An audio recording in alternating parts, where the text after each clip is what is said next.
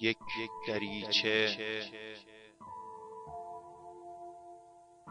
دریچه شوکت دیوار را خواهد گرفت.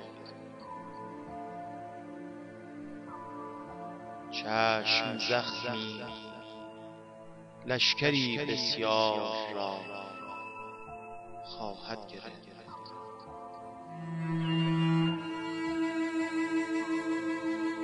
یک دریچه شوکت دیوار را خواهد گرفت. چشم زخمی لشکری بسیار را خواهد گرفت. دسته اره اگر کردند چوب سرد را، تیغ آن اره سر نجار را خواهد گرفت. اشک ماهی بر دل صیاد اگر چیره نشد، خار ماهی حلق ماهی خار را خواهد گرفت.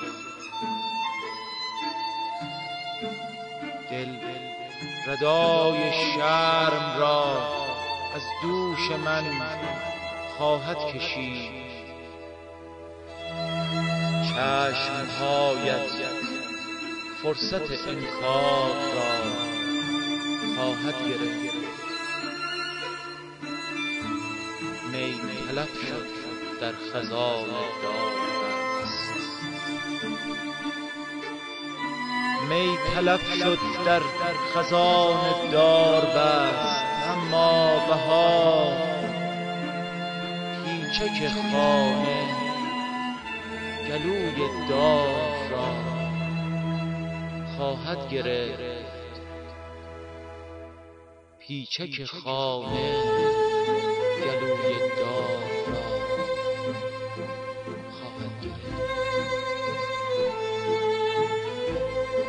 عاشقان چشم او بیچرخ در سرد تگر